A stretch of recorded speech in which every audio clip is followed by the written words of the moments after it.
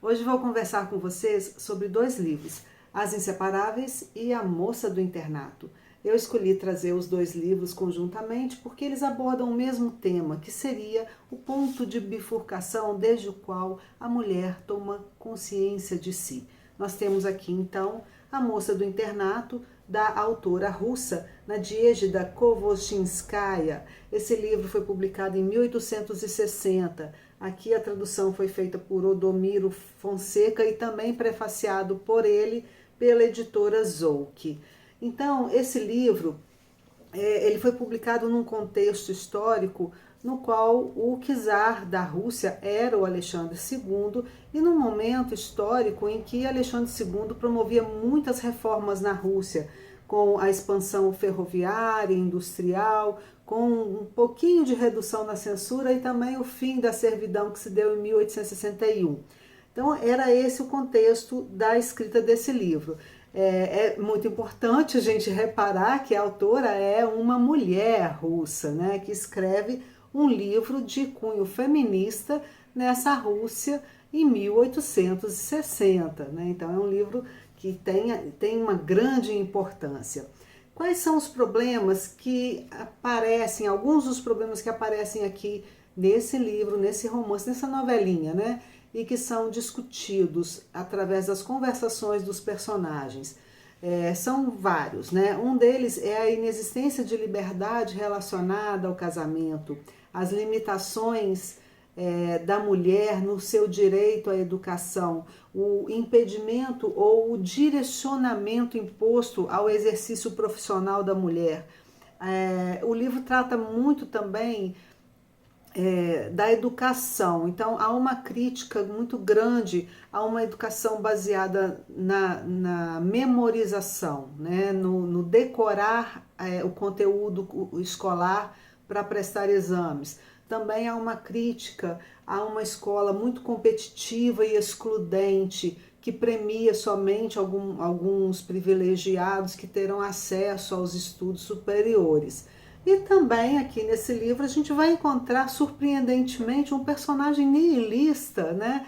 Olha só, o livro foi publicado em 1860 e o Turgenev vai trazer esse termo no seu livro Pais e Filhos 2 anos depois. Então a gente já vai encontrar aqui um personagem nihilista, né? Quando eu comecei a ler esse livro, eu fiquei um pouco cansada, eu achei o texto lento no início, depois ele dá uma melhorada e o final eu achei assim, muito clichê, sabe? Mas depois, passado algum tempo, alguns dias, né, eu pensando sobre o livro, é aí que eu fui entender a importância dele, a relevância dele, e aquilo começou a fazer sentido para mim. Por quê? Porque nesse livro, a história, ela trata de uma menina chamada Liolienka. Essa menina Liolienka, ela tem lá seus 15, 14 anos, ela mora numa cidadezinha e ela está ali no jardim da casa dela estudando para os exames, para ela poder ter uma promoção na escola. E essa menina Liolienka, ela é uma menina, filha de uma família, o pai dela é um nobre que perdeu tudo, perdeu suas posses, e a família é muito conservadora, muito rígida, tem uma filharada, e essa Liolienka é a mais velha, então, além dela ter que estudar, prestar os exames e tirar boas notas para conseguir ter sucesso escolar, ela também tem que ajudar a mãe nos afazeres domésticos e a cuidar dos irmãos. Então é uma menina muito religiosa, muito obediente, muito conformada com seu destino, né? Em algum momento aqui da história, a família vai escolher para ela um pretendente que é chamado aqui de partidão, o partidão da Liolienka, que quando chega já faz exigências, né? Ele exige duas coisas a princípio, que ela saiba tocar piano e que ela leve no dote dela 6 vestidos de linho. O cara nem conhece ela, nunca encontrou com ela, mas ele fez essas exigências, ele é o partidão. Ou seja, esse livro ele vai discutir muito a educação, a questão do casamento, dessa impossibilidade da mulher escolher, né, se vai se casar ou não, e se decidir se casar, com quem vai se casar. a vida profissional, os estudos. Essa menina, ela representa esse lugar imposto à mulher. E a Nadejda, ela faz essa crítica através dessa personagem. E como se dá essa história? Essa menina está ali no jardim, ela está sempre ali estudando, decorando gramática, e tem um vizinho dela, que ele está ali, vivendo ali de favor na casa da irmã, porque, a gente só vai saber isso lá no final do livro, porque ele havia publicado umas poesias que eram consideradas nocivas. Olha a censura aí, né? Então eram consideradas nocivas e ele foi removido para essa cidadezinha onde ele era um servidor público. Ele era um copista, ele passava os dias dele copiando. E ele era um estudioso, intelectual, gostava muito de livros e ele estava ali sob vigilância policial. Então ele estava vivendo de favor, estava ali entediado, e ele é o tal nihilista, né? Que não acredita na família, não acredita na religião, não acredita nas ficções todas que a sociedade impõe às pessoas. Só que esse cara, ele era bem mais velho que a Liolienka, ele já era um homem maduro, e ela era uma adolescente, né? Começando a vida. E ele tá ali no jardim, ele olha aquela menina e aí, para se distrair, ele resolve puxar assunto com ela. Tem uma parte aqui no livro, eu vou ler para vocês, que trata desse momento, quando ele está conversando. É uma coisa tão hipócrita, ele está conversando com um amigo dele ali, ele olha para ela e ele decide lá abordar a menina. Então, olha só o diálogo entre ele e o amigo dele. O amigo dele diz assim: bonitinha. E aí o Veretsin é o nome dele, Veretsin, ele diz assim: e tão feliz, ela decora caoticamente Luís o Benevolente, o todo-poderoso Luís, e crê que está aprendendo alguma coisa assim. E o que você queria? Perguntou o amigo dele sorrindo. É irritante, estúpido, ela está feliz consigo mesma, satisfeita com o mundo e acredita em qualquer absurdo. Pedante. O que você poderia esperar dela quando ainda ensinam com os velhos manuais de outrora? Talvez não tenha ninguém para explicar-lhe os textos. Aí o Veretsin diz assim: e o que me importa se ela não sabe nada? Deve ser até melhor assim. Veja, a satisfação está estampada no rosto dela. Ela queima as pestanas para ler num esforço descomunal.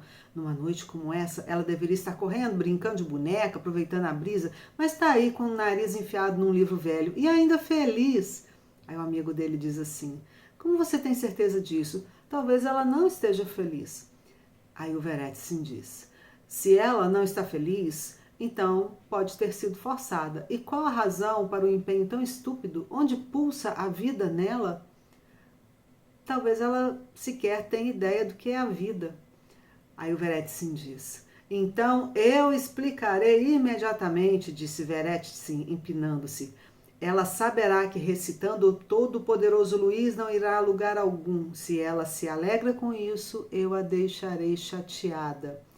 Aí o amigo diz assim: chega! Para que essa travessura? Aí o Veretsin diz: ache, por favor, uma travessura para mim além dessa, retrucou o Veretsin. Não tenho absolutamente nada para fazer aqui. De toda forma, acalme-se, meu moralista. Não pretendo bagunçar a cabecinha dela, mas melhorar. Gente, esse diálogo, a partir disso aqui, o Veretsin, então, ele, através da cerca, ele começa a puxar assunto com a menina e dizer para ela que aquilo que ela está lendo não vai lhe servir para nada, que aprender decorando, memorizando também não vai ajudá-la em nada, que há outras coisas para serem lidas, né? Tem um momento aqui que ele diz umas coisas para ela que são assim bem fortes. Ele vai dizer para ela que, veja bem, ele pergunta para ela por que ela está estudando, ela diz que está estudando para a prova, para os exames, né? E aí ele começa a criticá-la com muita ironia, com muito sarcasmo, e ela não entende isso. Ela é muito criança, muito inocente ainda, ela não entende o que ele está fazendo com ela. Ela leva muito a sério as coisas que ele está dizendo. Aí ele vai dizer para ela que ela está fazendo tudo isso para agradar os pais, porque ela vai estudar, vai se casar, vai ser apresentada à sociedade pelos pais e vai deixá-los felizes. Olha o que ele diz para ela: veja, você está fazendo isso para a alegria deles. Agora você já está começando a substituí-los com as crianças mais novas. Você para eles é como uma professora. Você será sempre boa e carinhosa. Tudo isso para o deleite do seu pai e da sua mãe. Eu sei disso tão bem que estou quase a cumprimentando por ser tão obediente, preciosa e gentil. Você cumpre maravilhosamente bem sua missão. Sempre se comporte assim. Viva inteiramente para seu pai e sua mãe. Entristeça-se para alegrá-los. Enfie a cara nos livros, trabalhe e faça tudo que tiver de fazer. Desfile deslumbrante quando eles a apresentarem. Essa é a vontade deles. Será formidável para eles. Afinal, você é uma propriedade. E por aí vai. Então veja bem o teor do diálogo dele com a menina, né, que não tinha ainda compreensão sobre a vida, sobre o seu lugar de mulher no mundo, sobre as imposições que recaíam sobre ela. E quem é que vai dizer para ela sobre o mundo, sobre toda essa conjuntura que a cerca? Um homem hipócrita, nihilista, que chega ali pela cerca do jardim e conversa com ela. Ele, quando faz isso, veja bem, um amigo dele chamou isso de travessura, né? Eu acho que ele não se dá conta do impacto das palavras dele junto a Liolienka. Essa menina começa a pensar, ela começa a pensar e ela começa a se rebelar contra a escola, ela faz de tudo para tirar as piores notas na escola, ela se revolta, ela não quer mais cuidar dos irmãos, ela é castigada pelos pais, ela é obrigada a ficar costurando para pagar seus pecados. Enfim, a vida da menina se torna um inferno, até mesmo porque ela se apaixona pelo Verestchin. E aí, em vários momentos, mais pra frente, ela se pergunta: por que ele falou isso comigo? Por que ele me abriu os olhos? Por que ele me mostrou a crueldade e perversidade do mundo e não me deu uma solução? Eu continuo aqui, mas agora eu vejo o mundo. Então, chama muita atenção isso, que esse ponto de bifurcação, que faz com que a menina passe a compreender como que a sociedade impõe condições à existência da mulher. Isso acontece a partir do contato com um homem, com a fala cínica e hipócrita de um homem que não teve o menor cuidado com ela. Ele jogou as palavras, ele satirizou e abandonou a menina, né? E aí ela cresce, né? O tempo passa um pouco e aí ela abandona a escola, ela abandona a cidade, ela vai morar com uma tia, não sei se acho que em Moscou, São Petersburgo, não sei. E aí ela vai trabalhar num museu e ela é solteira, ela decide não se casar, ou seja, a vida dela se transforma completamente. No final do livro a gente vai encontrar 8 anos depois, o encontro entre os dois, né? E aí ela falando com ele, como que ele a influenciou, né? Mas como também ele a influenciou e abandonou. Aí eu achei assim uma coisa meio clichê, né? Parecia aquela coisa do Pequeno Príncipe, aquela coisa de tu és responsável por aquilo que cativas, me pareceu um negócio meio assim. Mas é um livro que tem a sua importância, né? Se a gente considerar que foi escrito por uma mulher num contexto de censura, num contexto onde ainda não se tratava do feminismo, né? Então ela foi uma pioneira, a Nadezhda. Bom, trouxe também aqui um livro da Simone de Beauvoir, As Inseparáveis. Enquanto o livro da Nadezhda é um livro mais lento, né, uma história, ela corre com um fluxo mais vagaroso, esse livro aqui é um livro assim de você pegar na primeira página e ir num fôlego só, porque ele flui, né? Ele flui e o título As Inseparáveis, acho que vai tratar também da nossa relação com o livro. É inseparável, você não consegue se separar dele, porque É uma leitura de um fôlego só. É um livro espetacular, é uma autobiografia da Simone, né? Ele foi escrito em 1954, mas ele só foi publicado 67 anos depois, em 2021. Eu já vi algumas pessoas falando, não sei se isso procede, que a Simone, foi um pedido da Simone de que esse livro fosse publicado somente após a sua morte. E não sei, né? Esse livro foi traduzido pela Ivone Benedetti e prefaciado pela Sylvie Lebon, que é a filha da Simone, que a Simone adotou já adulta, que é também depositária da obra da Simone. Então a Sylvie Lebon organizou o livro e publicou. Esse livro, como ele é autobiográfico, a Simone vai estar aqui, né? A Simone aparece aqui na personagem Sylvie. E a amiga dela, a melhor amiga dela, Elizabeth, conhecida como Zaza, ela vai aparecer aqui com o nome de Andri. Né? Então tem vários personagens aqui, eles são reais, só que os nomes foram modificados, também os nomes dos lugares, né, das escolas foram modificados, mas é um texto autobiográfico. Por exemplo, a Andri, que é a Zaza, amiga, melhor amiga da Simone de Beauvoir, ela tem um relacionamento com Maurice Merleau-Ponty, que aqui aparece com o nome de Pascal, tá? Então, como é essa história? Primeiro, é pela Record, tá? Esqueci de falar. Gente, eu achei assim, a capa do livro, parece que esse papel tem um emborrachado, é tão agradável de passar a mão. Aqui tem uma foto da Simone e da Zaza, tá? Tem um alto relevo. Vocês gostam de passar a mão na capa do livro? Eu adoro. E é um livro lindo. Aqui no meio tem um arquivo iconográfico com fotos de Simone e Zaza, várias fotos, tá? Que foram publicadas aqui com consentimento da Sylvie e da família da Zaza também, as cartas que elas trocavam, tá? É um livro assim, nossa, é cheio de sabor esse livro.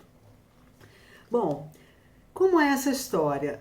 Aqui nós vamos encontrar Sylvie e Andri, duas meninas com 9 anos de idade estudando numa escola, e elas se tornam amigas, e as professoras costumam chamá-las de as inseparáveis, porque elas não se separavam mesmo.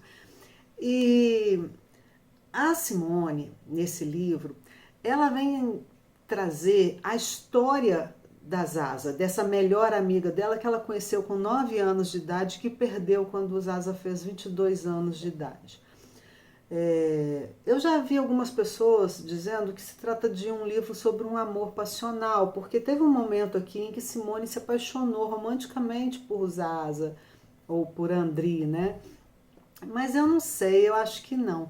Depois que eu li esse livro, fiquei pensando, me parece que esse livro, que ele foi escrito 5 anos depois de O Segundo Sexo, essa maravilha aqui, ó, 2 volumes, né?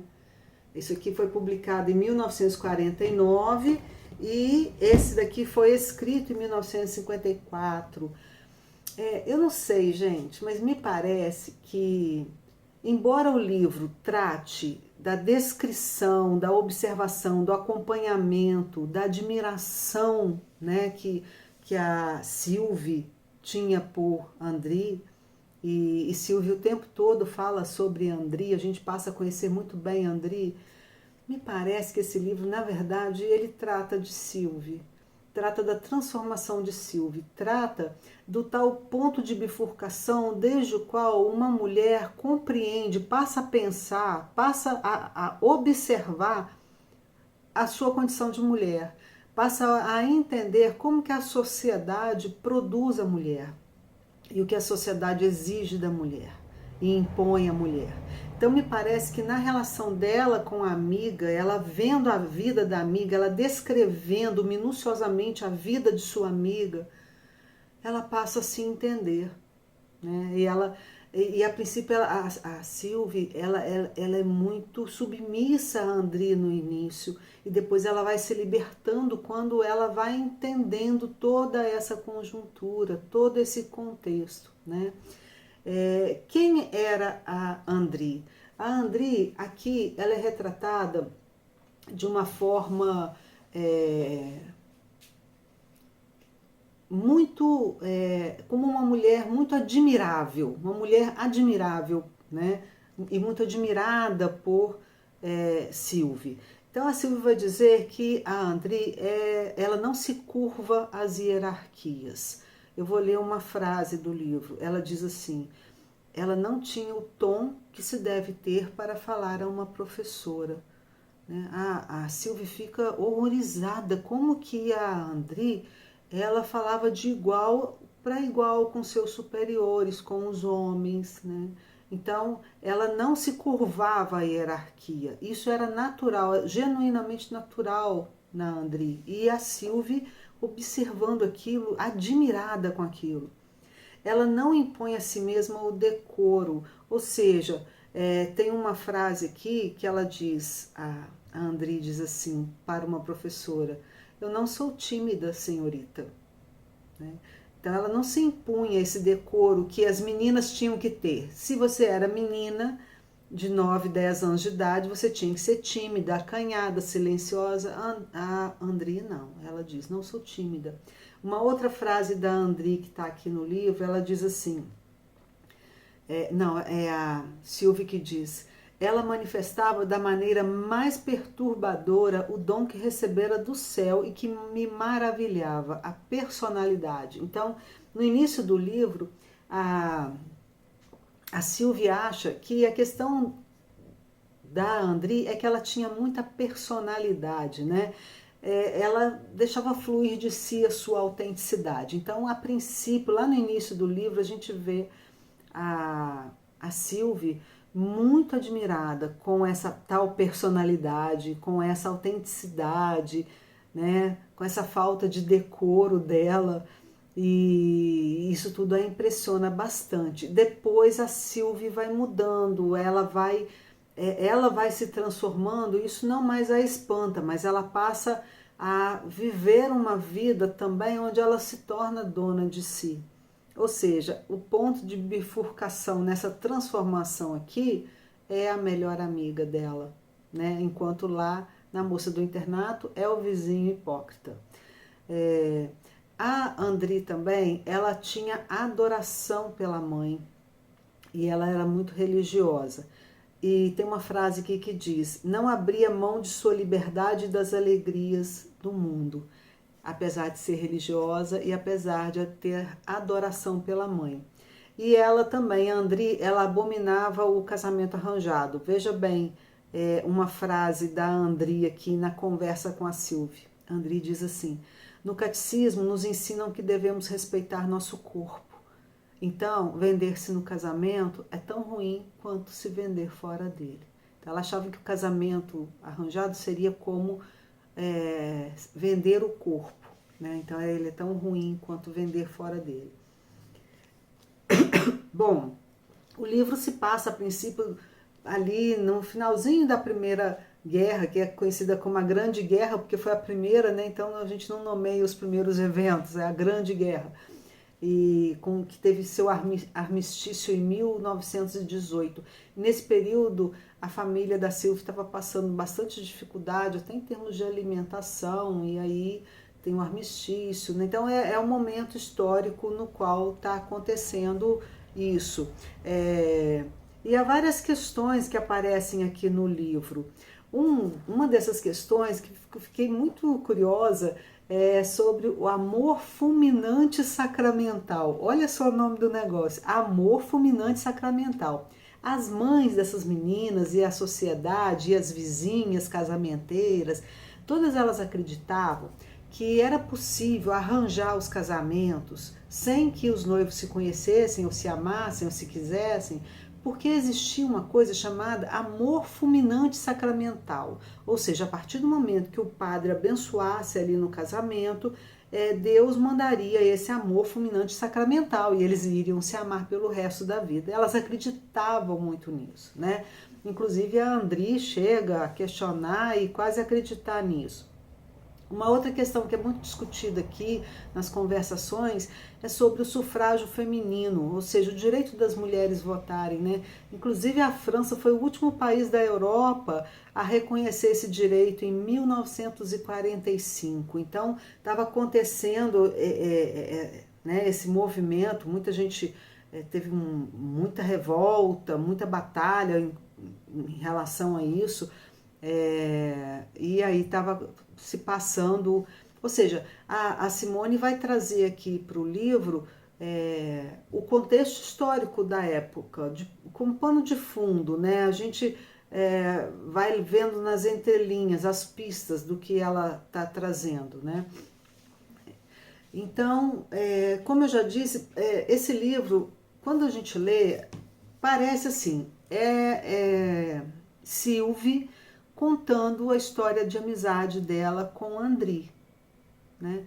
Então ela conta a história das duas, as duas iam para lá, iam para cá, iam para a fazenda, né, para o campo, voltavam, estudavam. A Sylvie se apaixona por um rapazinho chamado Bernard, a mãe não permite que ela namore com ele, e ela sofre, ela tenta o suicídio. E vai contando a história de amizade das duas num fluxo assim vertiginoso, sabe? Delicioso. E parece que é a história da Sylvie, que é a história da Andri, mas não é. Eu acho que é e não é, porque também a gente vai percebendo a mudança na vida da Sylvie, né? Por quê? Porque a Sylvie, ela fica olhando aquela amiga, ela olha para a amiga dela, para a Andri, ela acha que a Andri uma pessoa admirável, inteligente, dona de si, segura, espirituosa, autêntica, criativa.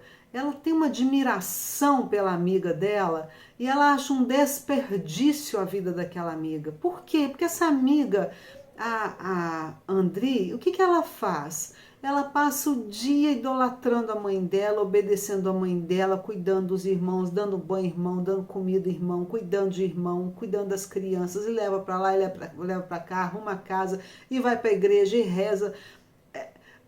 E aí a Sylvie fica olhando para aquilo e ela acha aquilo uma violência absurda, né? Um casamento arranjado, imposto, a proibição de que ela viva o amor dela, né? Depois ela vai se apaixonar pelo Pascal e também esse Pascal. Aí quando a Andri se apaixona pelo Pascal, que é o filósofo, né, Merleau-Ponty, ela já está num estado que ela já está exausta, ela está exausta porque ela não pode deixar expandir aquilo tudo que ela tem que se conter, uma mulher que não pode, não é ela é incontida, né? Mas ela tem que se conter em todas as suas facetas. E ela tem, durante o livro todo, ela reclama de muita dor de cabeça. Ela está estressada, ela está no limite, ela está cansada, né? A sobrecarga doméstica da mãe dela recai sobre os ombros dela. E ela quer viver aquele amor, ela quer estudar, ela quer... E o Pascal, ele não quer chatear o pai dele, então ele decide não se casar com ela, né, naquele momento, pede que ela espere. Né? Então, a vida, imagine uma pessoa que não cabe em si, uma pessoa de uma genialidade, uma pessoa cheia de vida, cheia de possibilidades, restrita a uma casa para cuidar dos irmãos e das tarefas domésticas. A Sylvie olha para isso tudo, ela acha isso tudo um grande desperdício, né? Eu vou ler aqui uma fala da Sylvie sobre a Andri. Olha o que a Sylvie diz. Que escravidão, pensei, voltando ao quarto. Não havia um movimento seu que não fosse controlado pela mãe ou pela avó e não se tornasse logo exemplo para as irmãzinhas. Não havia um pensamento de que ela não tivesse de prestar contas a Deus. Então, ela vivia essa escravidão. Veja bem, as duas eram muito amigas, até mesmo para Sylvie ir à casa dela, ela tinha que pedir autorização à mãe. A mãe era muito autoritária, controladora.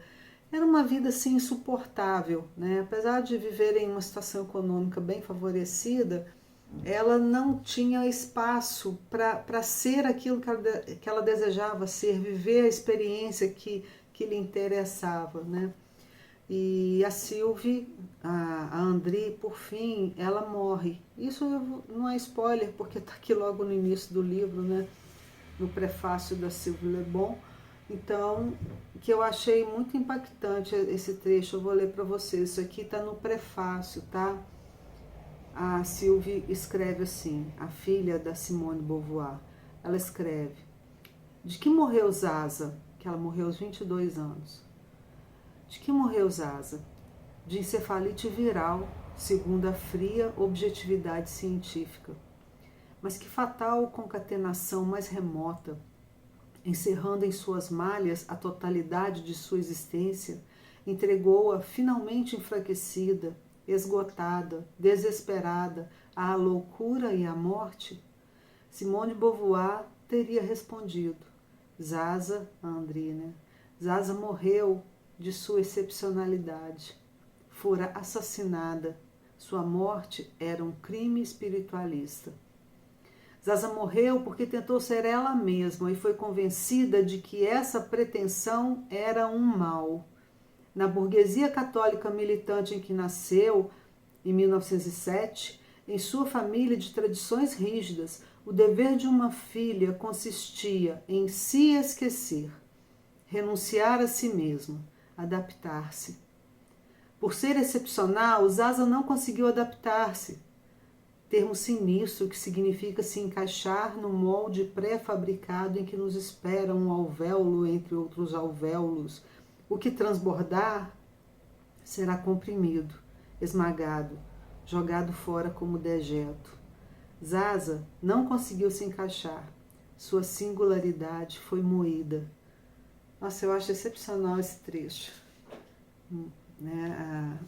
A Simone dizia que Zaza não morreu de encefalite, que isso aí era a objetividade científica que dizia, ela morreu de sua excepcionalidade que foi contida. Né? É um livro, gente, esse livro é admirável, eu sugiro fortemente a vocês. Eu não sei, depois eu vou procurar ler um pouco, mas eu tenho, não sei, eu fiquei com isso, essa impressão de que essa relação da Simone com a Zaza, que aqui é chamada de André, me parece que isso provocou o pensamento de Simone. Né? Essa indignação que ela sentia com esse desperdício dessa vida, essa vida que foi contida. Né? E aí que eu acho que esse livro aqui, não sei, né? Ele pode ter vindo à luz muito também inspirado pela experiência dessa amizade com a Zaza.